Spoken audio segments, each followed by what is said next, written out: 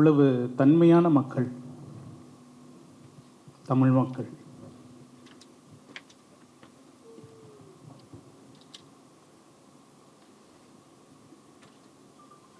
எங்கள் குடும்பத்தோடு உட்காந்துருக்கிற மாதிரி இருக்கு.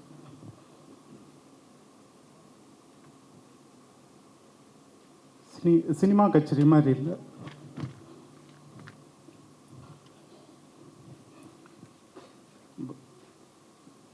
சின்ன வயசில் லீலாவதியில் பிறந்தா ஹாஸ்பிட்டலில். அங்கேருந்து ஃபஸ்ட்டு கொஞ்சிய அவளை கொஞ்சிய அண்ணன் நான். சாரி, பாடுறதுக்கு தான் வந்தோம். அப்பாவோட சேர்ந்து பணிபுரிய நேரம் வந்தது. அப்போ நாங்கள் வந்தோம். அவ்வளோ க்ளோஸ் கிடையாது. யுவன் கூட ரொம்ப அவள் கொஞ்சி விளையாடுவா. நான் ஸ்டுடியோவில் சுற்றிட்டுருப்பேன். அண்டு என்ன ஒரு பியூட்டின்னா, ஃபஸ்ட்டு நம்ம தமிழ் மக்களை நான் சொன்னது நான் அதை மட்டும் சொல்லிக்கிறேன். அவளை ஸ்ரீலங்காலேருந்து கொண்டு வராங்க. அந்த மக்கள் அவங்க வீட்டில் ஒரு விஷயம் நடந்த மாதிரி அந்த குழந்தைக்கு அவ்வளோ அன்பு செலுத்தினாங்க. அது நான் எங்கேயும் பார்த்ததில்லை.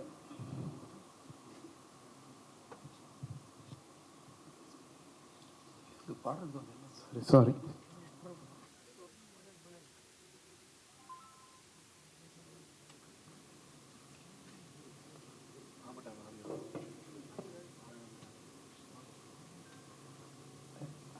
அதாவது பௌத்தாக்கு இந்த மாதிரி ஃபங்க்ஷன்னா ரொம்ப பிடிக்கும். நர்வஸாக இருப்பா.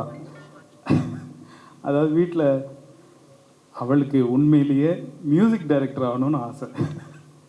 எனக்கு டைரக்டர் ஆகணும்னு ஆசை. அவளை அம்மா போட்டு ஏய் பாடு, உன் வாய்ஸ் ரொம்ப நல்லா இருக்கு, நீ பாடுன்னு வீட்டில் அத்தனை பாட்டு மாஸ்டர் அத்தனை விஷயங்களை அவளுக்கு கற்றுக்கணும். சின்ன வயசில் நல்ல வாய்ஸ் இருக்குது அப்படின்னு சொல்லிட்டு அவளை எப்படியாவது ஒரு நல்ல சிங்கராக கொண்டு வரணும்னு அம்மாவுக்கு ஏதோ ஒரு வெறி. ஸோ இந்த மாதிரி போயிட்டுருக்கோம். ஆனால் அவளுக்கு மியூசிக் பண்ணணும்னு ரொம்ப ஆசை. அது எனக்கு தெரியும். அவ கூட பழகினதில் மியூசிக் பண்ணணுன்னு ரொம்ப உயிராக இருப்பாள். அது இன்றைக்கி நடந்திருக்கு. அவளோட படம் ரிலீஸ் ஆக போகுது. அவங்களுக்கு ஒரு பெரிய பாராட்டு நீங்கள் கொடுக்கணும். நன்றி, வணக்கம். எனக்கு ஒரு சின்ன பாக்கியம் என்ன கிடச்சதுன்னா, நானும் சொல்லுங்கண்ணல், என்னோட இது பெத்தப்பா, இது சித்தப்பா. வேலை பௌத்தாவை மறக்க முடியாது. அவங்க மியூசிக் பண்ணுறதுல ஒரு பாட்டு எழுதினேன். பாரதி ராஜா படத்துக்கு மியூசிக் பண்ணாங்க. அதுக்கு ஒரு பாட்டு எழுதியிருக்காங்கிறத சம்மந்தப்படுத்தியிருக்கேன். அந்த ஊர் தான் சம்மந்தம். அது பாடுறாங்க, நல்ல பாட்டு. இப்போ வேட்சாதங்களில் இருந்தாலும் நானும் சேர்ந்துருக்கிறேங்கிறது உண்மை. உலகத்துக்கு தெரியும். இருந்தாலும் இசையிலும் இணைந்திருக்கிறேன் அப்படிங்கிறது ரொம்ப